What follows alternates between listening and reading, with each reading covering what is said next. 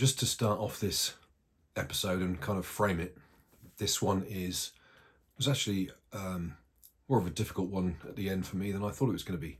In this one, I talk with an old friend of mine, Carl Finnborg, who I worked with on the circuit and various other elements of our working life. We worked on similar jobs, same jobs, and we worked together really closely. We've had a long time since we've actually spoken and seen each other. We've spoken on the phone, but we've never had a call since he had a very traumatic incident occur, and it wasn't even at work. So this talks about addiction, really low mental health, suicide, graphic descriptions of being shot and having acid thrown in the face.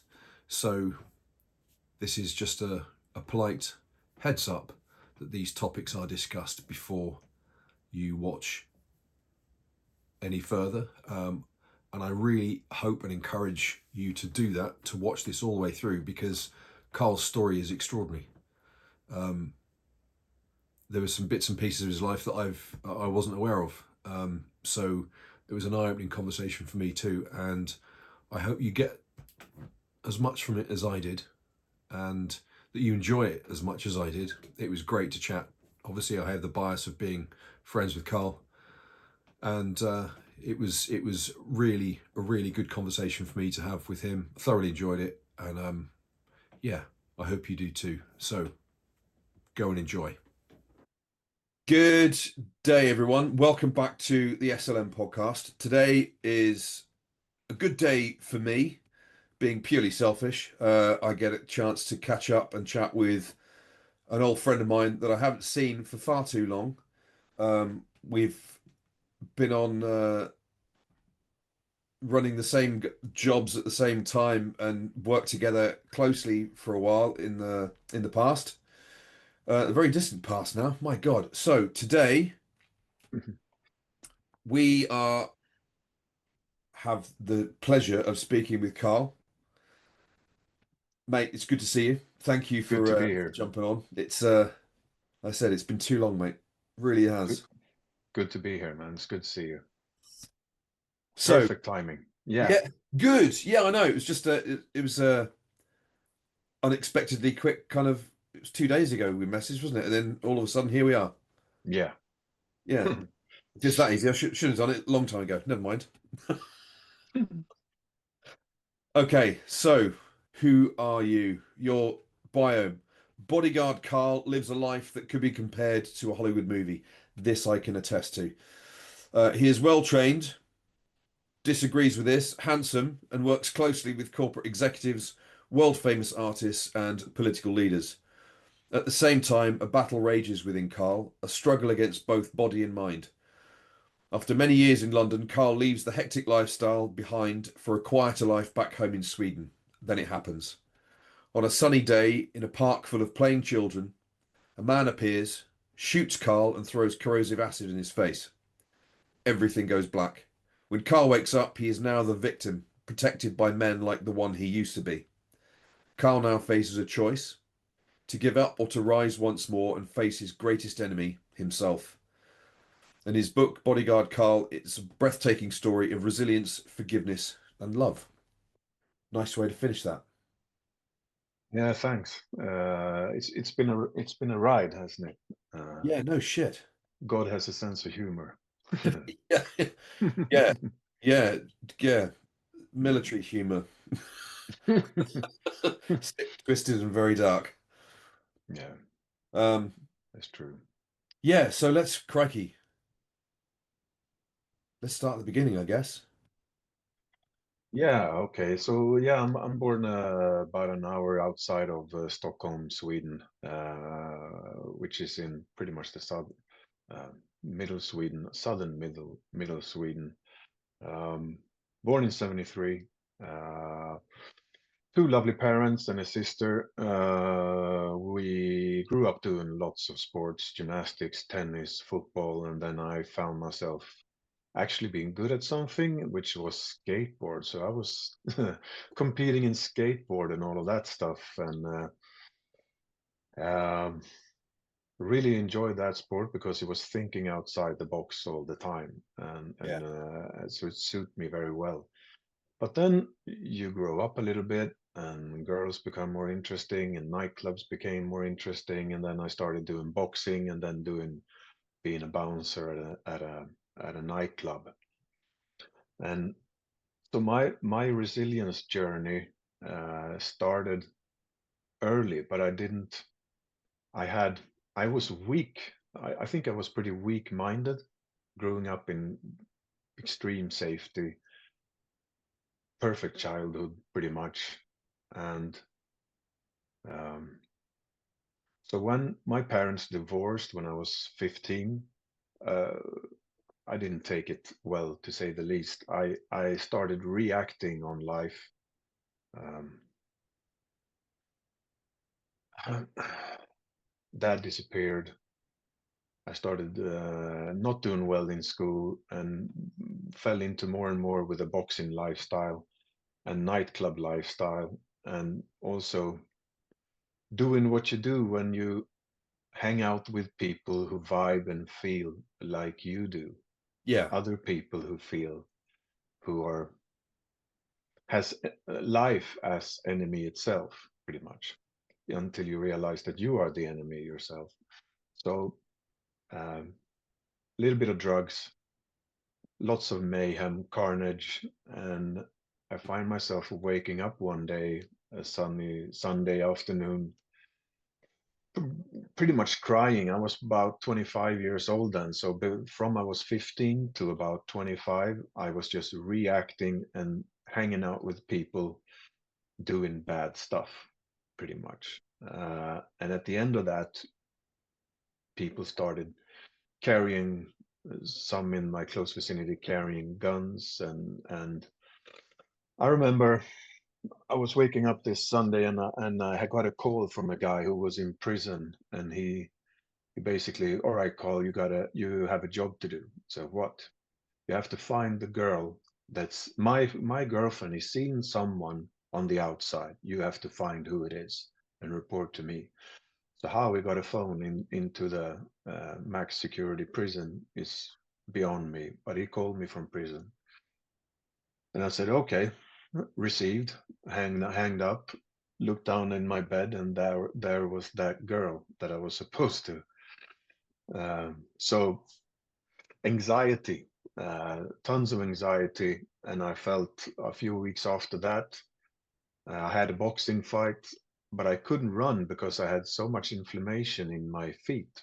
Because that lifestyle I had then just put my hormone levels in mayhem, chaos. Yeah.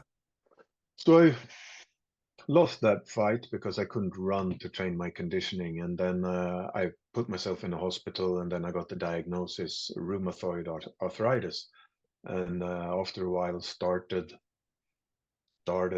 treatment. And at the same time, when that blow hit me, and the doctor said, "You can never live on a sport. You have arthritis. You have to take care of yourself." So I was drinking even more and being more in the nightclubs, pushing painkillers a lot, and then until I finally broke down and just cried one Sunday morning, and I said, I don't want to live this life anymore. I don't want to die, but I don't want to be here. And Yeah. in that moment, that second, I felt that I give up. I have no fight left in me. Then the knock on the door came, and I opened the door, and there was this guy called Patrick. And I don't know Patrick. I just moved into this uh, area outside the city, and he had seen me. He'd seen me on the nightclub, and he's always came up to me with his friends that was always sober, looked you straight in the eye and said, you don't want this life, do you? You're looking for something else. You should come with us sometime and have a coffee." And I didn't know what the hell he was talking about, if he was Jehovah's Witness or whatever. But that morning, he knocked on that door at the same second that I gave up. And he said, "How you doing?" And I said, I'll do anything. I'll do anything. I'm done. And he said, finally. And then he took me to my first AA meeting and started me in the 12-step program. Okay. I had no idea what that was. It was just a lot of men in sitting, and they said, welcome, sit down, shut up, listen.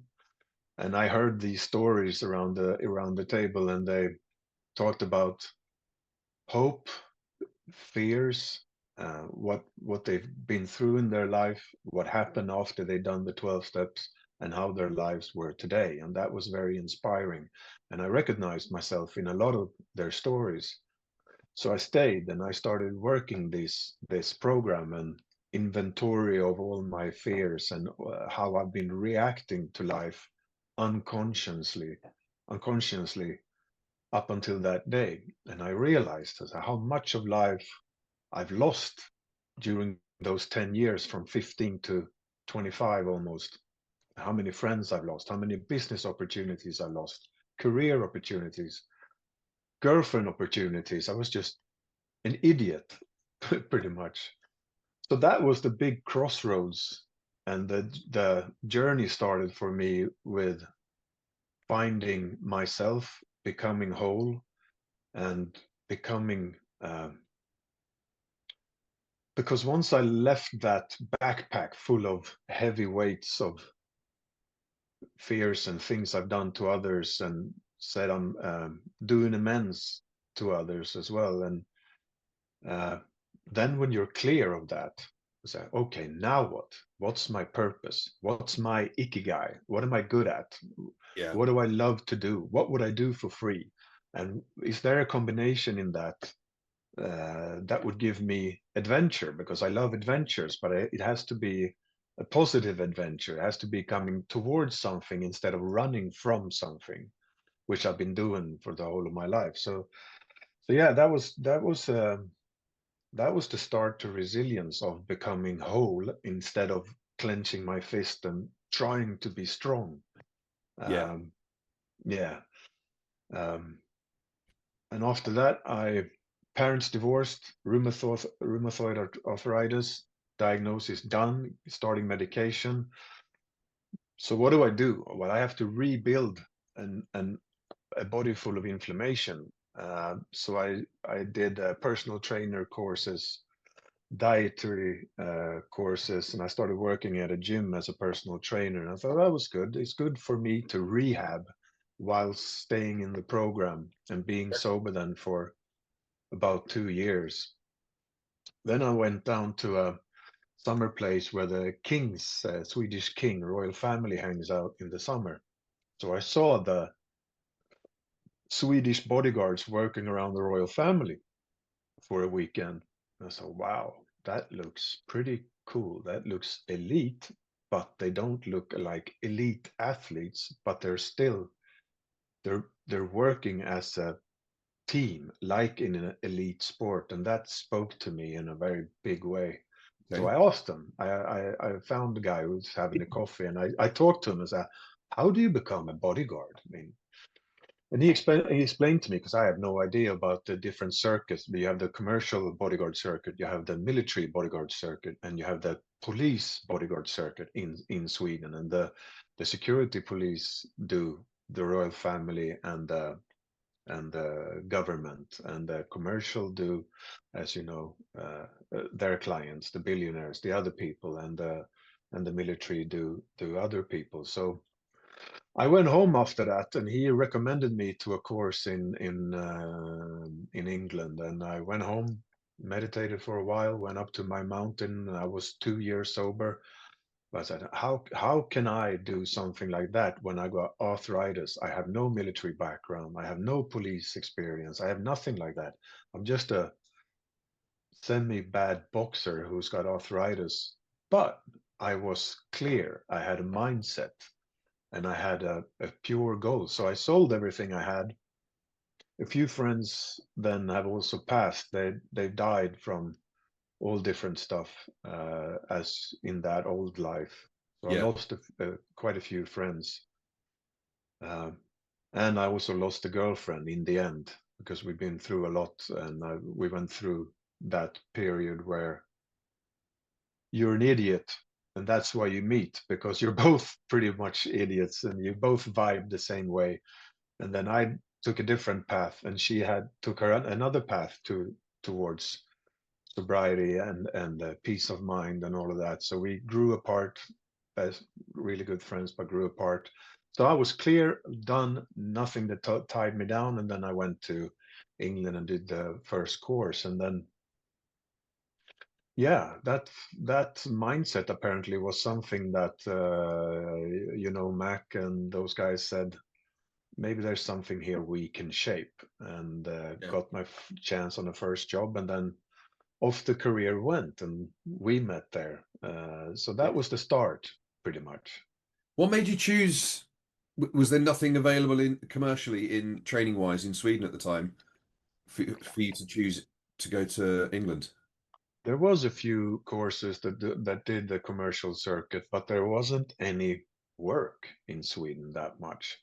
Okay. And what the recommendation that security police guy said to me, if you want to go for the SAPO, Swedish Security Police Bodyguard, you have to go to police school and then you go into that. If you want to do a commercial circuit, London's the place to be. London is the capital of Europe. That's where the most of the head companies are. That's where the most billionaires are.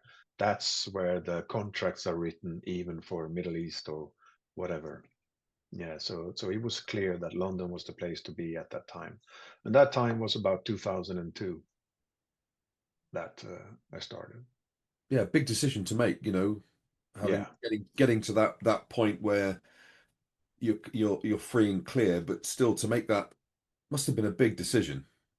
yeah. It took me a year, and basically what the 12-step program taught me a lot was, if it's a fear of it's if your idea is scary in a big way, but it will cause an adventure and it is in a positive direction for yourself, then you have to do what the feel opposite of what the feeling does. You have to face the fear always. So if you have a fear, you basically have to do it.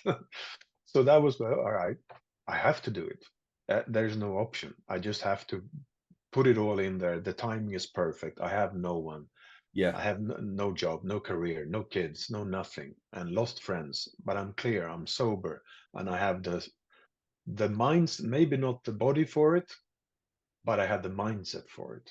yeah. And then I hid my arthritis throughout the course and throughout the career with lots of pain medication and and all of that stuff. But and Yep. yeah. Mm. No, it's yeah, crikey. That's seems like a lifetime ago now, doesn't it? Yeah, yeah. And London was such a different place from Sweden or Stockholm. It's such a huge city, and it's got so much different areas, different people, and the pulse of the never sleeps, and the wealth is, well, there's nothing like it. Back then, I think, I'm sure it's even worse now, but it was Yeah. pretty impressive. London, for a Swedish guy, it was very impressive. And to also Swedish, as a Swede, we usually, um, we stand in line, we say yes sir, we don't make a lot of fuss, we don't argue in public, we don't do anything, we just fold in, very Yeah. not don't like open conflicts or like that. But to work with English people like yourself and the other guys, even your dad, Yeah. British SF people, pretty impressive. Uh, I thought I was like, wow. The I mean the term operator for me is something I never lived up to, but people call themselves these big names, I think, in this industry. Like, I'm not an operator anymore, but the people who can call themselves an operator are only the SF guys. If you can drop 5 or 6 of them in a country, they can take the country over. They're not only fighters, they're not only weapons trained and all the tactics and all of that stuff. They're also pretty fucking smart. And yeah, so I thought of my period in the bodyguard circuit as a tourist. I was lucky enough to meet the right people and had the right training and ended up on jobs that suited me perfectly. So I got to be a tourist in the operators world for a while, and I got lucky. I got very lucky, I think. Mm. Well, I think, well, I don't think, I know that myself and Mac thought, you absolutely took to it like a duck to water. You were Yeah. absolutely a superb operator, BG. Absolutely fantastic. You absolutely rocked that job, that role. Oh, I loved it. I loved it. It was such above my level, I think, but I was also obsessed. And I Yeah. had, during that time, not many of my colleagues knew, but when I was working, I was obsessed about the BG stuff. You read, eat, sleep, dream, shit, Yeah. the job. Yeah. But when I was off, and I lived in central London. I lived in Mercer Street in Covent Garden for a while, and then further up in Bayswater in the Mhm. last 6 or 7 years. But as soon as I had time off from a job, I went to meetings in Soho and meetings all around London and had a complete opposite side of the BG. BG feeling for me was um, something very different. And then when I was off, it was spirituality, digging deeper into yourself, helping others with their sobriety, or and just going into meetings and spending a lot of time in that world. And those contrasts, because those 10 years was it's if I would summarize the 10 years, the word contrasts. Do you say that? Contrast? Mhm. Contrast? Yeah. Yeah. Yeah. Because you I live in a one bedroom flat with like 10, 20 square meters. Uh, you go subway, you stand in line all the time, you don't really have a lot of money, it's not flashy, and then you're on a job, and then you live in the suite at the Dorchester or the Plaza Athénée in Paris or the Four Seasons or the Mandarin, the Lanesborough, and all of these hotels. You live there, you live with the client, you go private jets, you ride the Rolls Royces, you do all that life, and then 3 weeks later you're off, you do the subway, and then you're in your shitty apartment eating noodles. So it's the contrast, so immense contrast, Yes. and it's you get fed a humble pie every time you get off to your real life Yeah. instead Yeah. of being the tourists in these lives that you protect. And that contrast went very that break when I became into my own life in London, not working, uh, going to meetings, seeing the people who are struggling with their sobriety and struggling with their life, hearing the war stories of addicts. It's like, oh yeah, I'm so lucky, but it's contrast even there to the spiritual side of things where you talk about life deepest troubles and being inspired, people turning their lives around. And at Yeah. the same time, the day after, I'm in Paris with these billionaires doing completely so it was a it was a mad 10 years. It Yeah. was. Yeah. Yeah, You great time. you must have been at the time pulling your hair out when we were off Yeah. going out with me and Mac, honestly, because we're the Yeah. That was the greatest. complete opposite. Mm. No, it was awesome. And I was went home around 10, 11. I started to get tired and you're not drunk. And then that's when the party started for everyone else. Yeah. But it was also fortunate enough to be in London when the 2005 terrorist attacks and seeing the difference the days after that. Or were you with 2007 outside the Tiger incident? No, I wasn't for that one. No.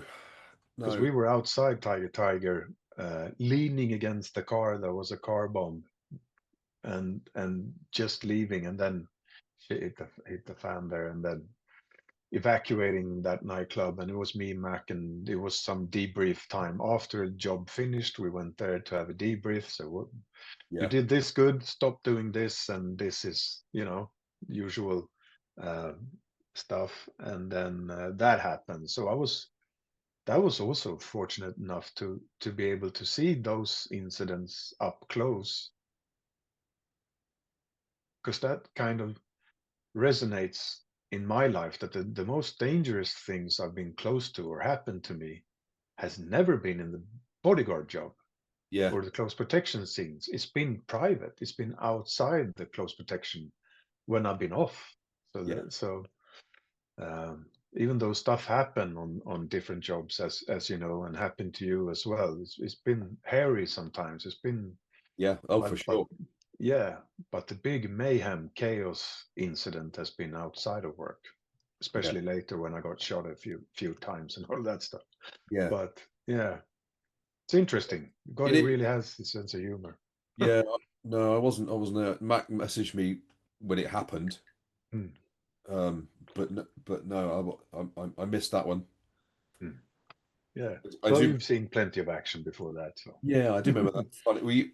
That in Tiger Tiger again upstairs for those Polish gentlemen. Mm, Remember that? think so. Yeah. Well, this young lady was dancing around the three of us, and she was the girlfriend of this Polish chap, and he had his BG with him, Mm, and it was about to get very leery, mm, and then it all calmed down, mm, and mm. they end up Mac ended up chatting to him about providing some extra support, which was Yeah. kind of ironic, yeah. But yeah, they're yeah Polish mafia guys, Mm, and his BG was tooled up, so mm. yeah, Yeah. yeah.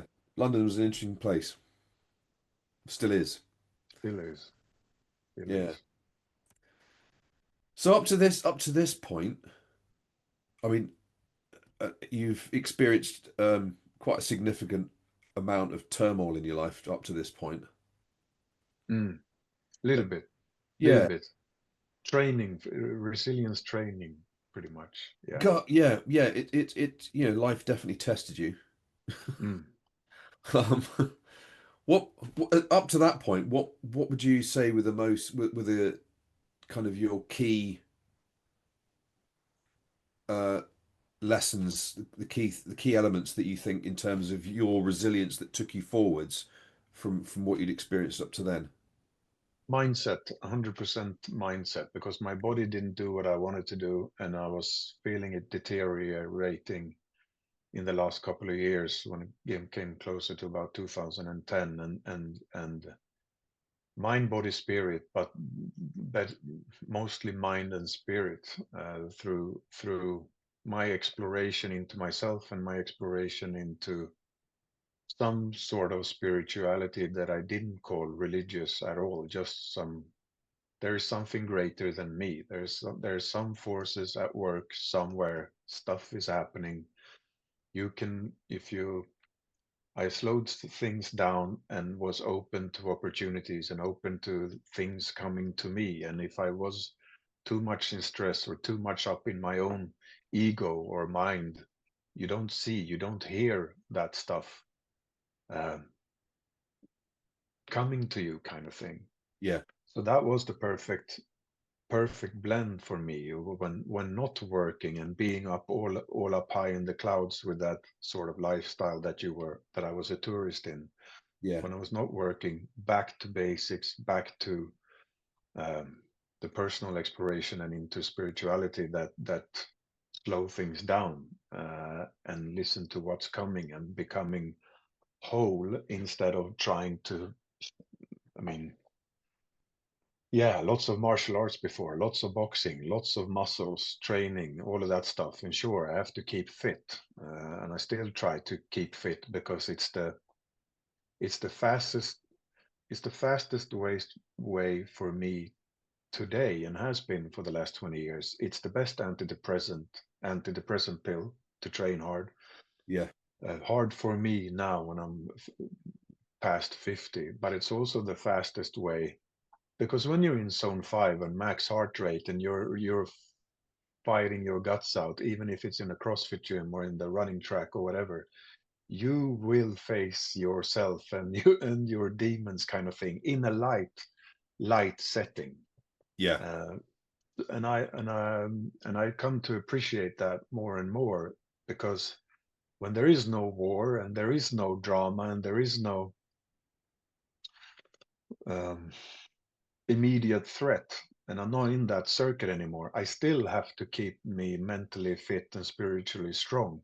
Yeah. And the best way to test that and keep pushing that, or keep having the baseline of mental resiliency is still training hard as soon as I can, or as often as I can, and slowing things down mentally, and keep exploring this inward uh, inward trip. They say the longest journey is from your mind to your heart, and for me, that took a lot of that took a long time. It still does sometimes. I still forget myself. I still forget what's important. But that was the key factors, and still is. Yeah. Yeah. During that time in London, I also started working on these visualization boards. Okay. What do I want in my life? And Yes. the we all got the first kind of laptops, and you started Googling, and you can print out pictures. And I've made this huge board in my room with things that I wanted in my life that I still didn't have. And unconsciously, those things started appearing in my life. They started happening, and some of them, uh, I took that board up that I did in London, 2006, I think. The other day, I took it up and I saw that Brilliant. happened, that happened, that happened, and then I've done a new one of those every like 2 or 3 years, because Okay. the old ones doesn't fit anymore. I have to do new, and then I photograph it. I have it as a screenshot at my laptop and my phone, so it unconsciously always sits there. And unconsciously, sometimes I do an effort towards that goal, even without thinking about it. And that's also like have been a hack for me in life, because I'm lazy. I'm lazy. I procrastinate. I wake up miserable usually, as an addict does. Lots of fears, and yeah, I yeah, just that's just me, I think. Or I need these three things to um, get centered and get focused. Yeah. Mm. Well, the fact that you were aware enough through the effort that you put into yourself outside of work massively paid off, to have that awareness and to actually then once you take action on that awareness and do something with it to keep yourself resilient. I think that was my success factor in the close protection circuit. It wasn't that I was the biggest. I didn't have the SAS or SBS background. I was just, and I wasn't. I'm just 5'9".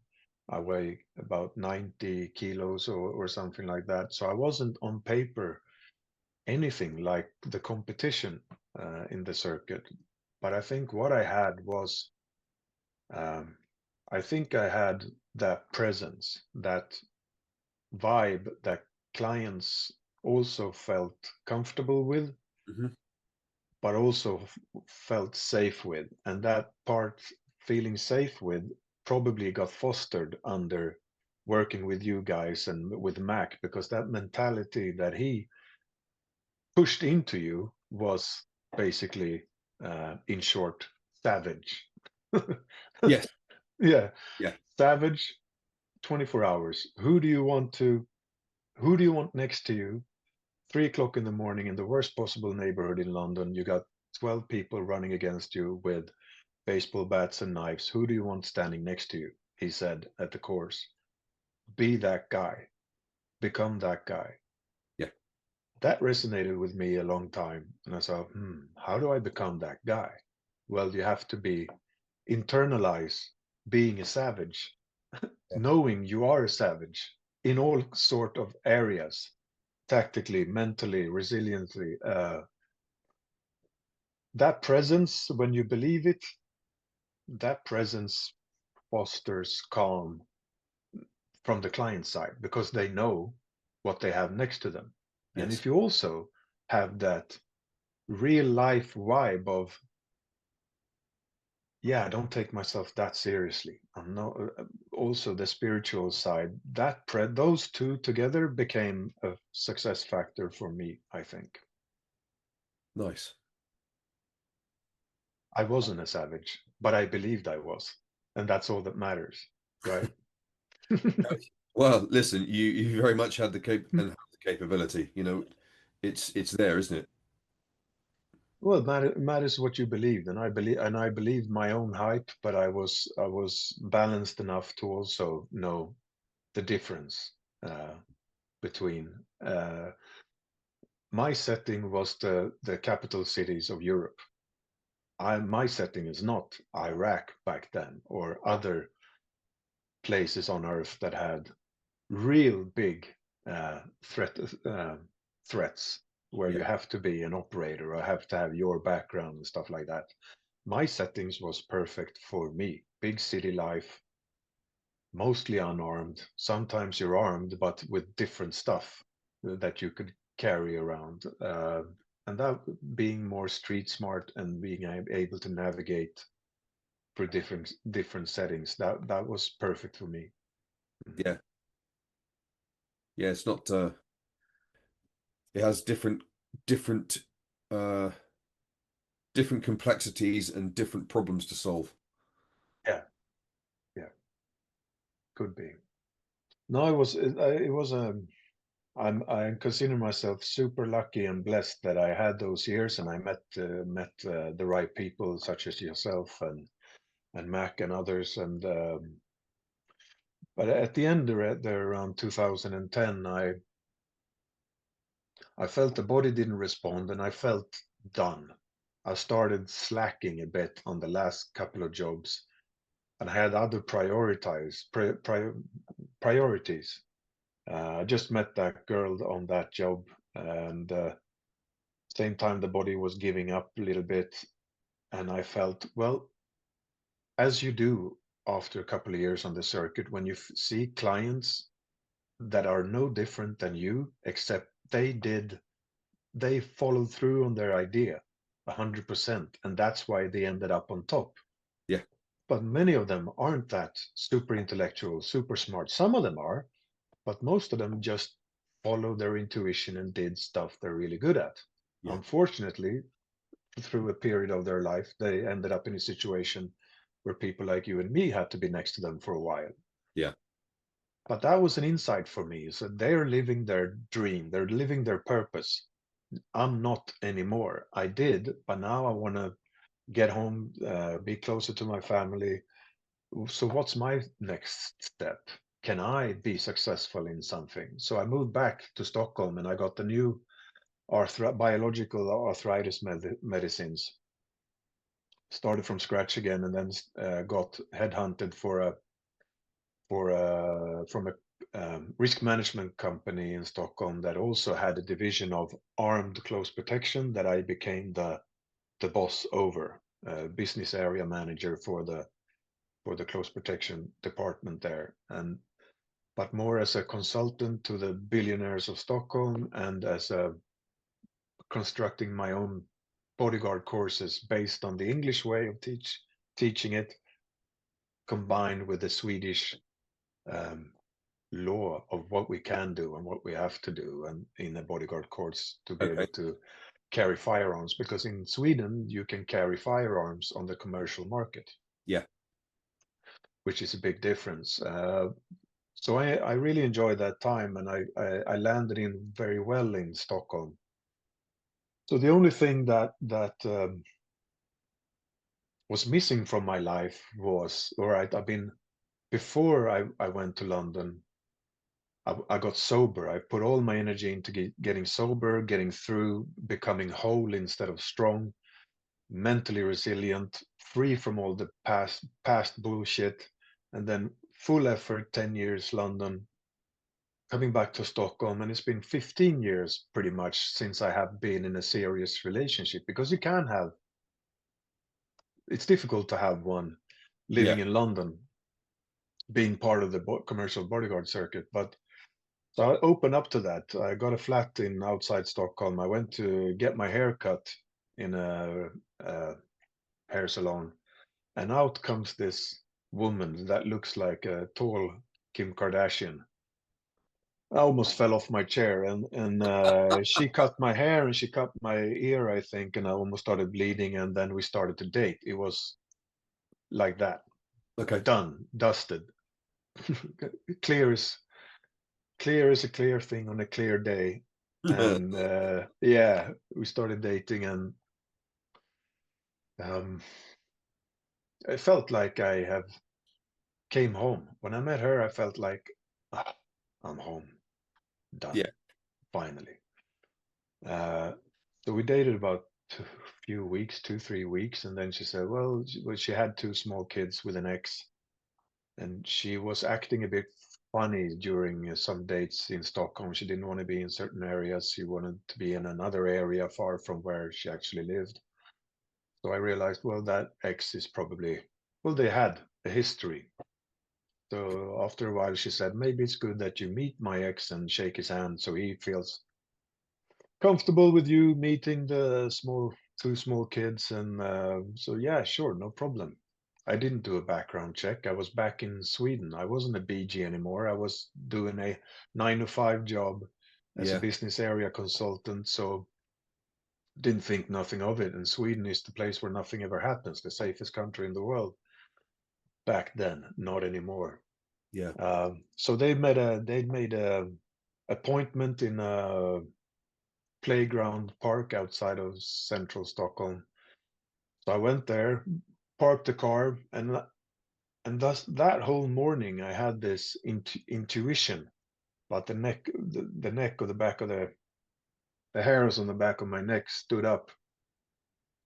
Says something's wrong. There's something's wrong about this meeting. I don't know what, but it's dark. It's dark fucking energy all over this day. And on the way to the meeting, I said, "Oh, I can't be paranoid. I'm paranoid." I came the first 2 years. I came home in 2010. I was still in the bodyguard mindset. I was still Carl the bodyguard. I wasn't funny anymore. I wasn't politically incorrect. I was very square. Even on my sister's wedding, I was supposed to meet and greet all the people and help out.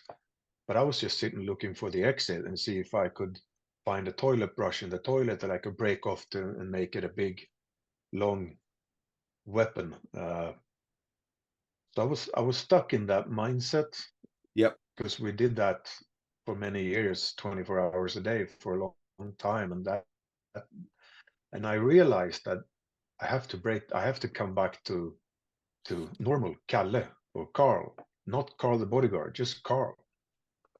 So I was struggling with that, wrestling with that for the last year, and I was in the car on way to this meeting, and I thought, don't be paranoid. You're nobody. I'm just Carl. This is not a job. This is meeting someone's ex and making a good impression. That was my mindset. So I fend off that intuition that this dark energy of there's something wrong with this. So I went into the park. She's there. The kids are there. Lots of people are there playing, parents and kids working on the playing around.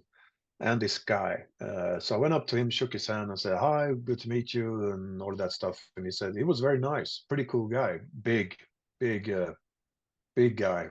And he said, "Can we just walk a few meters or walk a couple of minutes?" And yeah, I just wanted to see that you weren't a criminal or an alcoholic or something like that that's going to meet my kids. He said, "No, not at all." And we had a good chat. He was very nice, pretty cool guy. And then he ended with, "But can you just wait here for a while so I can go back and say goodbye to the ex and the kids, and I guess I'll see you every other Sunday when dropping off kids or whatever, normal stuff."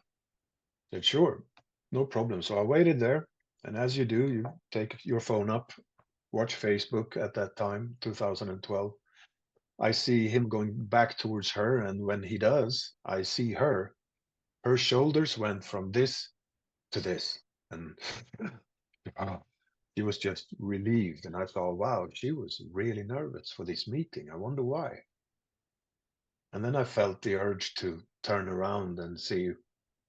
I just felt the need to turn around and see what's behind me because I was in an open field by the parking lot.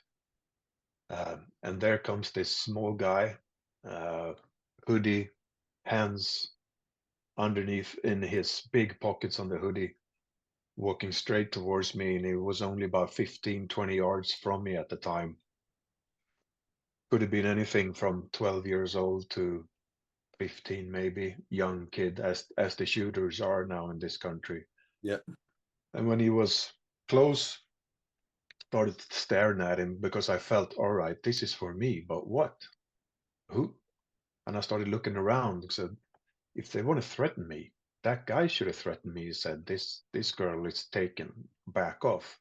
Because if he would have said it, it was twice the size of me. I was all right, maybe there's something to this. Because we just started dating. But this small guy come walking up to me, and then as he was about 10, 12 yards from me, just yanks up the gun and starts shooting. And I didn't react because I wasn't. First, I didn't react, and then I exploded, and I saw aiming to throw myself against the closest car across the street. So I try to run diagonally from him, not in a straight line from him, but diagonally to throw myself behind that car. But all of a sudden, the dust just like this in front of my face, and I thought I was shot through the back, and the bullet came out through my chest. But it wasn't. It was me hitting the ground and the dust from the asphalt coming up, because both he got lucky or he was a supreme shot. But both my is it the tibia, Yeah. the big bone, thigh bone, The both female. the femur. Yeah.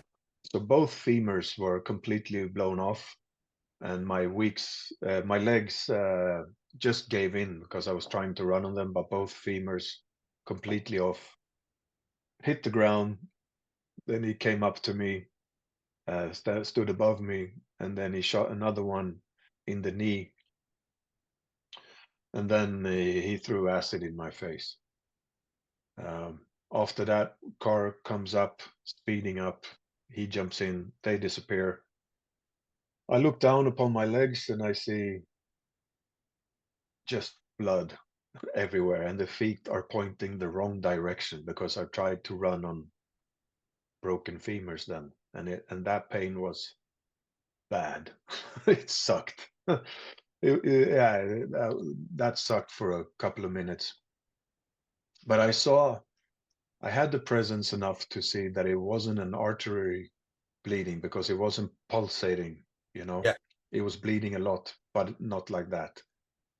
Um, and if it would have, I would not have been able to make a tourniquet or out of my belt because it was um, I only had one belt and I had two thighs to do that on. So Yeah. um, but then I felt it smoking in the face. That was just burning in the face. Um, and then this guy run up to me. A parent left his kid, did the complete opposite, run up to me after the shooter left, and he gave me water to throw in my face. And that's probably why I saved one half of the face and maybe the eyesight and stuff like that. And I think he was an off-duty police officer. Yeah. I think, I don't know, but that's what I think, because everyone else grabbed their kids and just ran the opposite direction. Yeah. So after that, I waited a while, and the police came, ambulance came. They start cutting up the jeans and working on me. And I told them, I said, grab my phone, because in my phone I had, you have conversation with clients and all of that stuff. And the team he hired to do this hit on me, they left one of them standing over the phone, just staring at me until the police came, until the ambulance came. So he was with them, but he wasn't part of the shooting. He was just standing there Yeah. watching me, listening to what I was going to say to the police. And when the police came, he stood over the phone, and I said, grab that phone. I'm not one of them. I'm in the industry, security industry. Grab that phone. So they did. And when the ambulance threw me, when the paramedics threw me in the ambulance, I don't remember. It blacked out. I think I left it at that and passed out. But after my book came out, one of the paramedics and the police that was on site, first responders there, reached out through my publishing company in Sweden, and I got to talk to the paramedic. Nice. And she said, do you want to know what exactly happened when I came up to you? I said, yeah, please, because I was really interested in knowing the truth and compare that to my experience in that situation. Yep. The minutes after I got shot until I passed out, how right was I, or was I delusional? And she said, no, your heart rate was at 65. You were pretty calm, and that surprised us. But your face was burning, and you were in excruciating pain, because I was screaming. I was in so much pain from the tibia, so I wasn't in shock. I was talkative. I gave information. The thing I said with the phone was correct. And when she put me in the ambulance, I said, oh, well, I passed out when you put me in the ambulance because it all went dark. And she said, no, I put the lights out. She said, that's what we do with people like you. We put the lights out so it becomes completely dark, because it also calms the patient down. And I sat and hold your hand for the 5 minutes it took to get you to the ER. Yeah. I said, oh, right. I was wrong about that. I thought I passed out. And said, no. We were talking. But I turned the lights down, so it was completely black in the ambulance. And I said, wow, that's really interesting. So that was a revelation, and that was really interesting to hear. And I also talked to the police guy who came up, and he said, we were all very, very surprised, and we couldn't make sense of this shooting to start with, because as soon as they found my ID, they Googled my person number and they said, well, this guy has no priors. He's not a criminal. He has no priors. Why is he being shot Yeah. and acid in this way by this hit team? So they couldn't make sense of it. And well, very quickly they did. And the company I worked for went very involved with and helped the police and the prosecution with everything they could. And they quickly realized this was what it was. The ex had ordered the hit, and it was about them too. It wasn't about me. It didn't know me. It didn't know what I've worked with, and she didn't know my backstory either completely. Yeah. So this was about them, but I was just instrumentally an object that needs to be removed, because she wasn't allowed to move on. It turned out that the ex was quite a heavy figure in the underworld of Stockholm.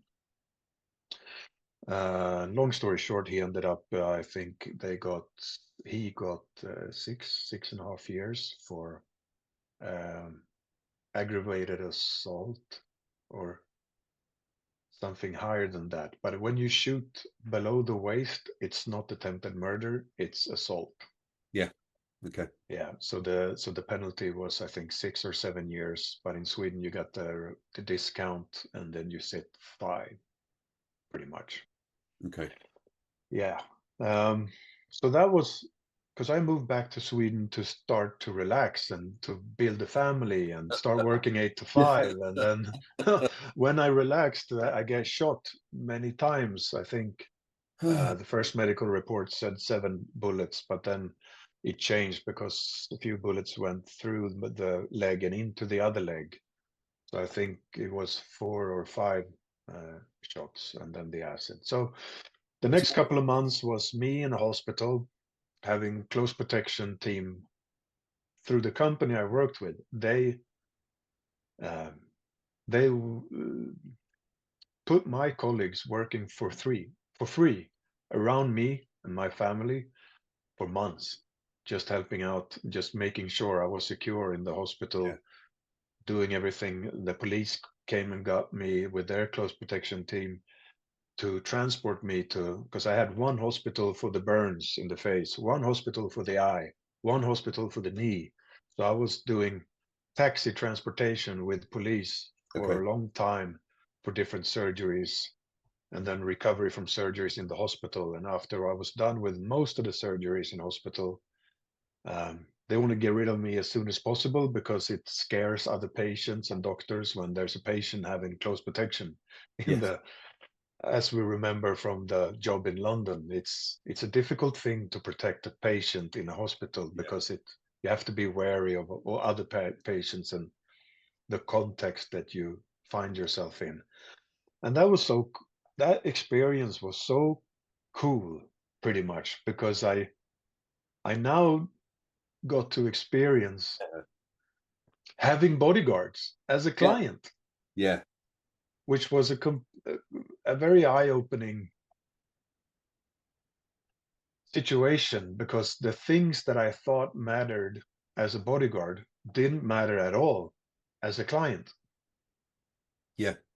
And I realized that my success factor in the old days as a bodyguard was exactly the half that I explained before, that spiritual thing, that comfortable being around with, still feeling safe. Because Yeah. that's the people I really enjoyed spending time with and having close to me with the police close protection team and the friends, because I got to pick my own colleagues and I say I want that guy because I know who trained him and I know his mindset. He has the same savage mindset, Yes. but he's also open to the world and open to spirituality and open to all of that stuff. So he's also a great guy to hang out with because you spend so much time together Yeah. without crossing the professional personal boundary, you know. So that became apparent to me as well, and that was a trip, and it was a scary time, and I really had to test my resilience through that time, and then up until the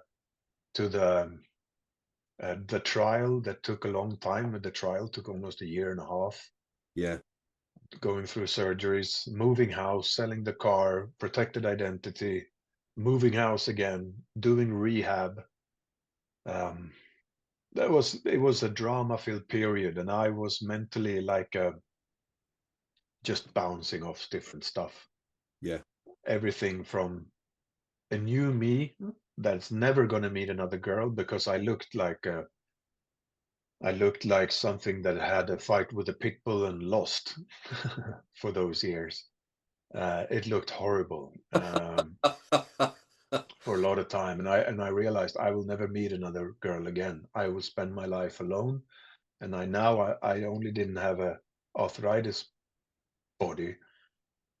I also have an arthritis body. I'm stiff surgery in my neck. I have a double Bankart surgery in my shoulder.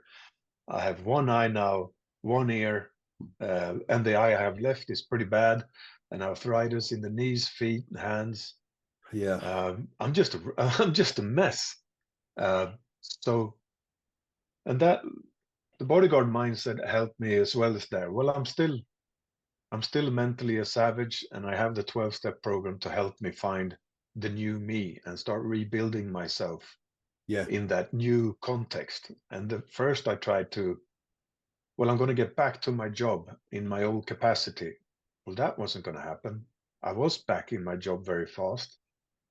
but not as I used to be. I struggled to find the new me kind of thing, and it took, of course, a few years, but I did. But I had to start over again and rising up again to becoming whole and not strong. Yeah. And that's usually where I fuck up when I try, because my instinct is to clench your fist and just go forward and go Yeah. through it. And that's all fine. That has its timing. There's a time and a place for that mentality. But it wasn't then. There it was accepting help, taking all the help I could from the police. They gave me their trauma therapist that the police go to. She was excellent. I got all the help from my family and I accepted it. I got lots of help from the company and I accepted it. And from the police, and I accepted all the help. I just bow my head and just, yeah, I'll accept anything because I need all the help I can get. Yeah. And I could be vulnerable and didn't have to be tough Carl the bodyguard, because that didn't help me at all in that situation. Um, yeah, so it was. He ended up in jail. He came out many years ago, and that threat had nothing to do with me. It had to do with them. But I ended up being shot, uh, and we had the best threat assessment professors from the universities having a look at this case and helping me with a strategy, because the immediate recommendation from the police was, yeah, protected identity, but also new identity. Get lost, move from this city, start your life over again somewhere else. And I looked at my CEO that was there at the time, and he was a former uh, instigator of the Swedish special forces. Very, very competent man. I think you met him. No, no, maybe not. I'm not sure. Um, Not sure. so I looked at him when they said that, and he said, I'm not sure we agree. And that gave me all the confidence to again do the opposite, Yeah. because that's what I felt like. So, no, I'm not going to hide. I'm not going to have a new identity. I'm going to do something completely different. And what that is, the opposite of the recommendation.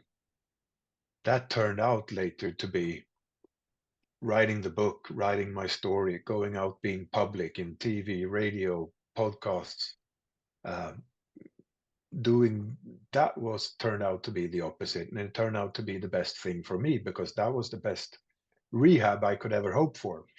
Yeah. um, and in hindsight, looking back to all of that stuff, and that's where I work with with reframing that I learned, because my therapist, the trauma therapist, said, Carl, never try to become happy. Don't chase happiness, because you will only end up becoming very unhappy. Yeah. There is no life goal of pursuing happiness. Try to do something hard. Try to do something scary. Keep on working on doing challenging and hard things, because the sum of trying to do something hard for you, when you give it your best, you will feel content. And the byproduct of feeling content is happiness. So you pursue happiness indirectly, not through pursuing happiness. You pursue doing hard things and challenging things. And even if you don't make it, you will feel content. And every time you feel content, you'll be happy. And I said, good. Thanks. I don't have to care about being happy. Yeah. I can work Yeah. on that. Yeah. So that resonated with me, or she said just what I needed to hear to pursue something that was scary and hard, and that became writing a book. That ended up being the bestseller on the biography top lists of the streaming services in Sweden, and became a whole nother journey.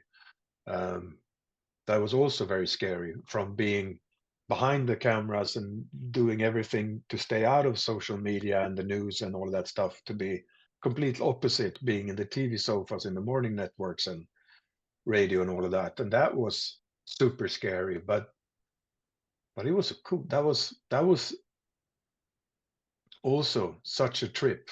Again, the contrasts in my life has been enormous just by following the intuition, uh, Yeah. doing the opposite and going against fear, pretty much. Yeah. It was powerful, isn't it?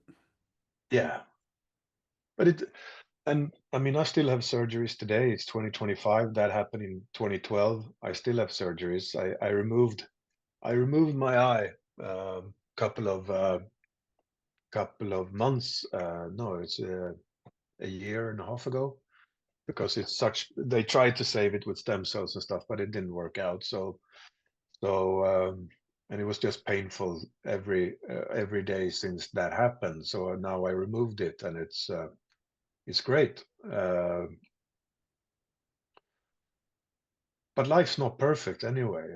I still struggle. I still end up in the mental toilet sometimes, and I know exactly when I end up in that depression state. It's in between challenges. It's Okay. like a clock. I've seen it. And when before I went to England to become a bodyguard, I was in a depression. I was sober, clean, and clear, but I wasn't happy. And when I'm in between challenges, I don't feel it's easy to drop down into to depression. And then 10 years of challenge, coming back to Stockholm, new challenge, make business area manager, do super happy. But the shooting kind of put a stop. Uh, but at first, it was a challenge. I'm going to get back to my life no matter Yeah. what. I'm not vengeful. I don't care about revenge. That's a young man's game. I'm old. I want to get back to my life. I had a fantastic life with a career, I was training mixed martial arts again. I was competing. I had money. I had everything. So I'm going to get back to my life. Um, so that was the challenge. But now, post everything, post the book, because the book became the next challenge. Starting my own company, doing lectures, creating a good lecture, being good at lecturing, which is now I want to make a career out of doing TED Talks kind of thing. Yep. And it's going well, and it's a challenge. But a couple of 2 years ago, when the arthritis flared up again, uh, and I got the definite answer that no, we can't save your eye. Went down again into spiraling down in a depression, and said, I need a new challenge. I have to. It's like a business. If you have a super long contract and you put all your effort in that contract, when that contract ends, you have to start working on the next contract before that contract ends. Otherwise, you'll have a very slow financial period, and you'll end up in a very bad place. So I realized I have to keep working on finding new challenges and the challenges doesn't have to be winning a CrossFit or doing an ultra marathon or doing something spectacular. It can be, I want to become a better plast dad, as you call it in Sweden, to my wife's, being more present in that stuff or being working on stuff. But I need to have challenges because when I stand alone with a gray Monday, Tuesday, Wednesday, the hamster wheel of work, train, eat, sleep, repeat, work, train, eat, sleep, repeat. I need something else to also get life interesting. Yeah. Yes. No, I can totally relate to that, and I know many people who feel exactly the same way. It's interesting. There's a question I ask all the time in this respect is because guys like yourself and myself are very physically active throughout our lives, Yeah. and that is, as you've said, is a big source of easing and bringing calm to the mind in when the black dog and depression comes in, or whether it's anxiety, whether it's stress, and that angst builds up. and you need to clear that. Yeah, Exercise is physical activity is a fantastic way of doing it. yeah. What happens, or what do you have anything that you can work in here when the body can't do that? That's my big fear. That's what I'm starting to work on now. That when the day comes when I can't physically train or exercise anymore because of all the injuries. Is that what you mean? Yes. Ah, yeah. That's a fear that's been lingering in my life because I am getting worse, but I'm training more, more now than I used to. I tried to train twice a day. I want to sign up for an ultra marathon, first a marathon, then an ultra, then an Ironman. I'm training CrossFit. I'm doing heavy weights. I'm doing all that stuff, but I realized that my recovery is not where it used to be. Yeah. Uh, and I realized that the time might come with my body, with the injuries and the arthritis, that yeah, it might not be possible. Um, and that's where I think those side hustles, side businesses, that lecturing, doing, focusing on, well, I think the best one is family, and that is when my wife's kids have their own children, and then it can be that part of life. I think that's going to be a huge thing, and I'm going to focus on making that a huge thing, part of my life, because I think Yeah. that's the most valuable. Second to that, I also need something for myself, and if I can't train the way I want to, I will still do something. If I can't use the shoulder, if I can't use, I will still do something, but it will never feel enough, maybe. So lecturing, writing book, or doing talks about mentally resilience, about uh, becoming strong in the mindset. I think that is such a valuable success factor in the future, because the world is quickly changing, and the geopolitics is not looking super positive at the moment Yeah. for Europe, and No. other worldly things are not going in the right direction, I think. So I think whilst the world has become super comfortable in this peace, uh, being without wars for such a long time now, and becoming so civilian with all the Netflix and TV and takeout food and apps and all of that stuff. Yeah. Become so. I'm watching myself come. I'm too weak. I'm getting too weak. I'm getting too soft. The world is going the opposite direction, and the lifestyle is going the opposite direction. So I think that this mental resiliency is going to be a huge success factor to be able to teach others in the next coming 10 years, because people will need it. Not only soldiers, police, or other Oh, everyday person human beings. will have to get a little bit more resilient, for sure. Yeah. Well, there's a little project I'd like to chat with you offline on that one. Ah, yeah. Yeah, and in peace times, as I think of now, this is the peacetime, the time before things kick off. Maybe, hope not, but maybe. I try to find stuff that builds, that pushes my limits, that still keeps me a little bit miniature savage mentally, like entering competitions in a new sport, or pushing myself in that stuff, or pushing myself in another field, making me end up in places where I'm becoming uncomfortable, Yeah. pretty much. Yeah. So becoming used to feeling okay being uncomfortable, being comfortable in uncomfortable situation. That is the goal I have uh, now, and that is something everyone can do without becoming special forces or a bodyguard, or being shot, or having arthritis, or having, there's so many ways you can push yourself Yeah. into uncomfortable situations. Yeah. And Absolutely true. yeah, uh, and that's a resilience hack I think is very, very healthy to pursue for everyone. Yes. Yeah. Challenge. We need challenge. Yeah. And reframing, I thought I was so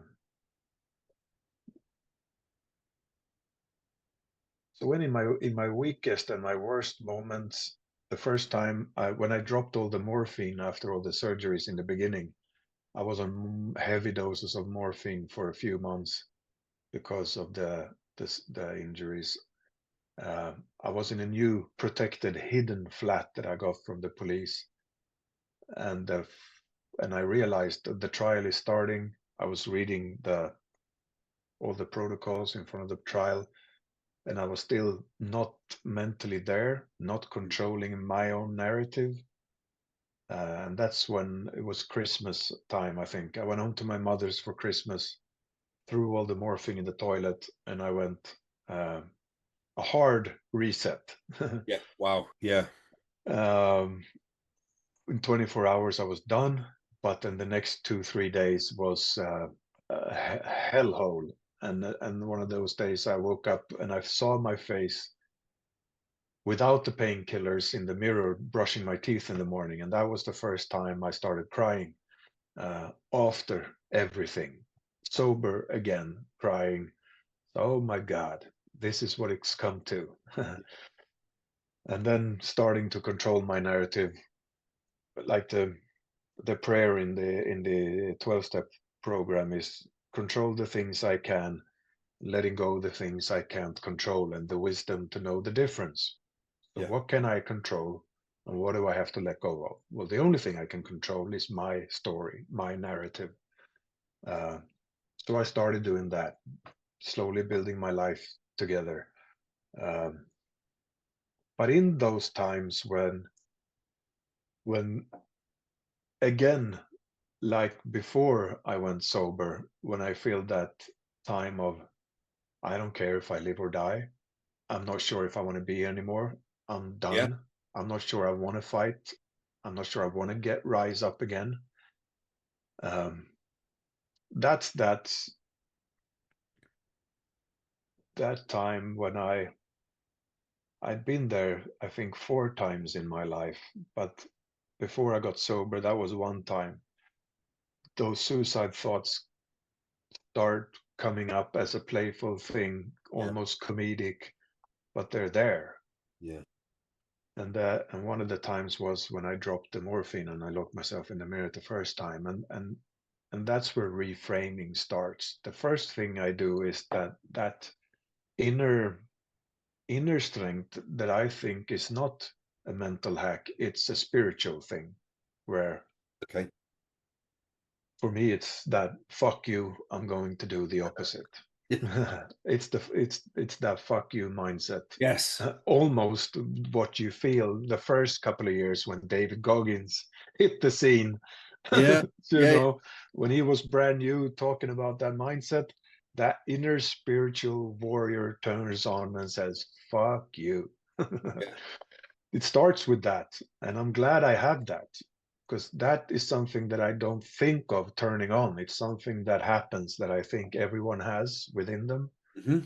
Um, so that's I'm grateful to know I have that. Yeah. But the second thing is that tool is okay. I got arthritis. My parents divorced. Then I got arthritis, and then I got shot and lost all of this stuff. Now that narrative I can play out in many different ways, and I can believe the truth, or I can watch it as something else. And that narrative I've tweaked into something I can believe in, because it doesn't matter what the truth is. What matters is what you believe is the truth, right? As you see in all the media narratives and all how everything spins, and all the commercial companies that I worked on, Saatchi and Saatchi as one of the first clients, and they made a um, uh, those companies are experts in twisting the truth so it adapts to the audience. Yeah. So I chose to look back upon my life as, but thank fucking God I got arthritis. Because if I wouldn't have got arthritis, I would have, one, I would have accepted jobs I was offered in London that were maybe in Iraq. They were in war zones that I wasn't trained for. I didn't have that background, but my ego would have said yes.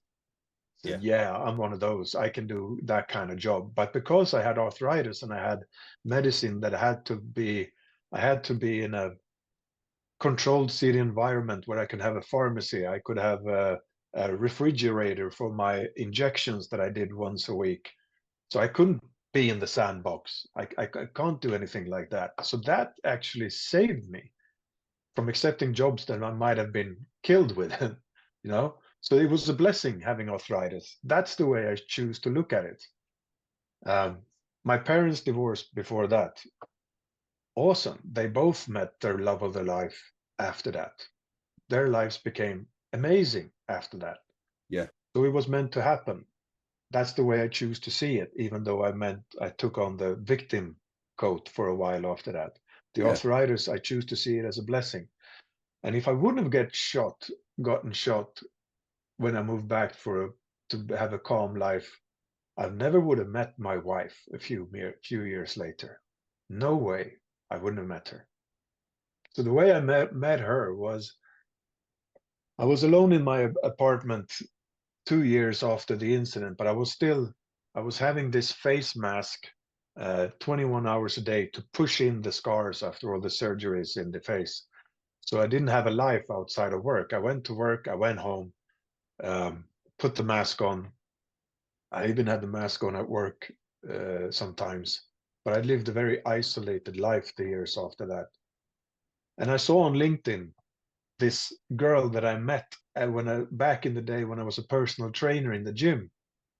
She was my first personal trainer client. Her name was Malin. Nothing happened then, but I said, wow, that's a cool girl. She just had her firstborn baby and wanted to get in shape again and all of that stuff. And she popped up on LinkedIn when I was isolated, just watching Netflix and YouTube all day, trying to figure myself out. And she pops up, say, oh, Malin's got a new job as an executive, blah, blah, blah, and this thing. So I inboxed her and I said, long time ago, how are you doing? What's life like? And she said, I'm destroyed. I'm the worst time of my life. I just got divorced. I got 3 small girls. I'm not sure I want to be here anymore. She was in the toilet. She was in the worst depression. And Yeah. she said, how about you? How's you? How are you? I said, I just got shot a few times. She said, what? Says, we have to meet. We have to go get a coffee. So I forgot to say I've got acid in my face as well. I just said I got shot a few times and my life is upside down and I don't know what to do. So I went over to her hotel. She was in Stockholm over the evening. I forgot to say that my face was a mess. So she opened the elevator door and I met her outside the elevator because we were going to have a coffee in the lobby. And she fell backwards in the elevator. She said, "Wah!" And it's like, what? She didn't recognize me. She recognized the voice, but she didn't recognize me. But that was the start of a friendship that turned into a relationship. But we were both in the bottom of the pit. Um, and then we ended up getting married 2019 in the church where I buried my father a couple of years where I grew up. And when I'm standing there in front of the priest with all friends and church full of stuff, with full of people and my close friends and family, and that's when it hit me that thank God I got shot because I'm exactly where I'm supposed to be with this woman Yeah. in this place at this time, full circle. So that's how I choose to see it. All the bad stuff happening is perfect. It's meant to be. Mhm. Couldn't have been any better. It's a perfect, it's I'm blessed. That's the way I choose to see it. And that is reframing in the narrative Yes. because I believe it also. I made myself believe it. But I also could have been the victim in all of these instances and just been depressed and just ended everything a few years ago. Yeah. So I'm very conscious of reframing because it's really true. It's nothing is the truth doesn't matter. What you believe is what matters. And in the end, when shit is really, really bad and you're on the bottom, you reframing is a tool that is last resort kind of thing. After, fuck you.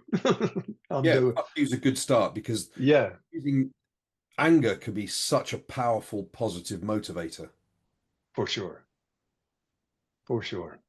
to get you away from the crap that you've experienced, and to drive you in the direction you want to go in. Yeah, fuck you against life, because Yeah. life is unbeaten. No one ever won against life.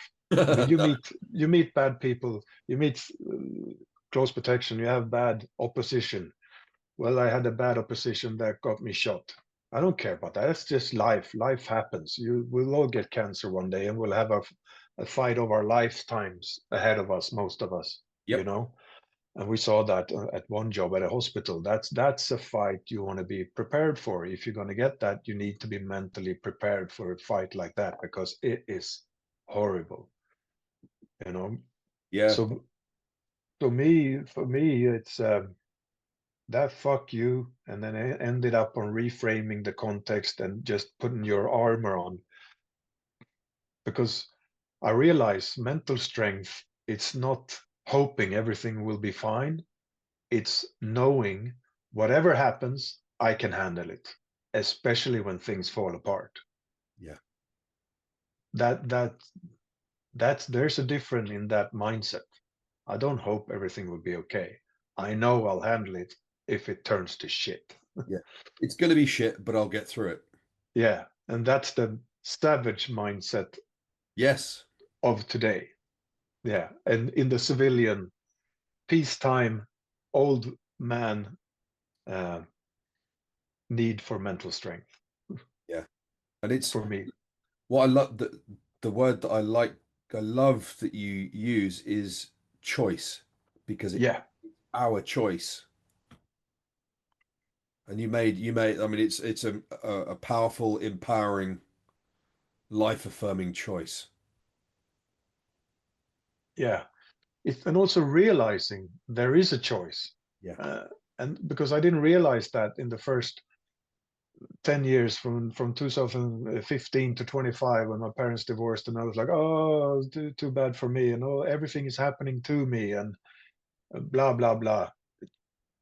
But it's a young man's ignorance kind of thing. And the 12-step program, realizing, oh, I carry around all of these fears, and I react unconsciously to all of these fears that have deep, it affects my life in so many ways. And I didn't even know it. But now I do know it. So I have a choice. And Yeah. realizing that I have that choice to affect and go against fears, just trying to find fears and doing the opposite. It such a big shift that happened there in my life. So really, I started my resilience journey in the 12-step program uh, 24 years ago. So Yeah. when I ended up being shot, I was pretty resilient. I had the tools, but it was still hard. But Yeah. yeah, I guess it happened for a reason, because um, yeah, again, I'm in a place where I love my life. It's not perfect. I still have bad days. I still have bad months. But I know what I need to do. I need to find a new challenge. I need to prepare for maybe when I can't train, I need to find that other business that is supposed to occupy my interest in life in different areas. And I have to start working on them now, even if that might not happen uh, until 10 or 15 years. Yeah. No. It's look, to get through, massively humbling story to listen to. Seriously, Oh, thanks, what man. you've overcome is extraordinary. It's that's a tough deal for anyone. I don't give a shit who someone is or how tough they think you are, to get through what you've got through in the way that you have, and to be who and how you are now. Massive respect, brother. Thanks, man. Thanks, Simon. Thanks, yeah. And back at you. we all have our crosses to bear, right? We all have things to fight through, and yeah, it goes on, doesn't it?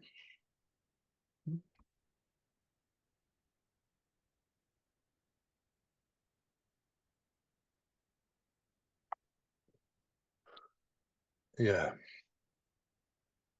life, unbeatable. Yeah, it's a bit of a twat sometimes. Yeah, yeah, God has a sense of humor, you know? That's one way of putting it. Yeah. Yeah. Well, I really enjoyed that thing resonated also with me. The thing that guy, one guy said, um, when you pass over to the other side, if you meet someone, if I meet my dad, I buried my dad 2015. Yeah. If I meet my dad or meet someone else, and I like that idea of surprising the welcomer on the other side. If he Yeah. stands there with a clipboard and I say, "Yeah, we saw you do this, we saw you do that." Fucking Yes. hell, we didn't see you doing this too. Or in Yeah. spite of all those things, you made that happen. Yeah. Yeah. Well done, and maybe get the nod. You know, the little nod. Well done. That's all. That's. Um, I hope that's the way it's going to be, because that's something that inspires me to have the motivation, not in this life, but in the afterlife kind of thing. Yeah. That would be really cool. And I hope that's the way it's going to be, that you come back to the place you left before you got born and then say, well, you did good with Yeah. what you had. Yeah. Yeah. 100%. Mm. Yeah, I like that.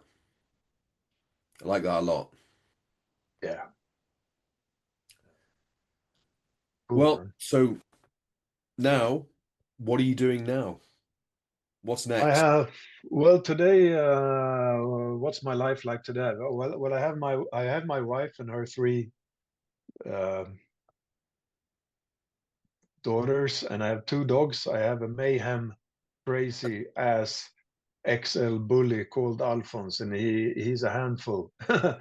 And then we have a miniature poodle called Rocky, and they don't get along pretty much. So I'm NATO, and the Rocky the poodle is Sweden, and Alphonse the bully is Russia. And as long as there is NATO or close, things are well. Oh dear. Yeah, so now it's all good. But yeah, I train. I try to work out something every day, work around the injuries. I do have the company, the book. This Yeah. book is not in England, uh, but if you know some publishing company that will forward this podcast, I'll be happy, because I would love to get back to Scotland and to the UK, and meet some people and do some seminars. So there's the book, and there's been some positive feedback from the publishing company in Sweden to do a follow-up book. Nice. Uh, I'm doing, my day job is still in the security industry, but it's more of the side of um, security coordinating role for a small city in the council Yeah. to prepare, as all of Sweden now is um, getting back to its old civil defense, NATO standard. There's a lot of things getting done. Lots of things have to be put in place quickly. Yeah. So that's my day job. And then I have the lecturing company, and then I did a startup with a professor in a university called Susanne Strand. We have a small startup at trying to get her knowledge as a professor in stalking and threat assessment available through an app to the main public.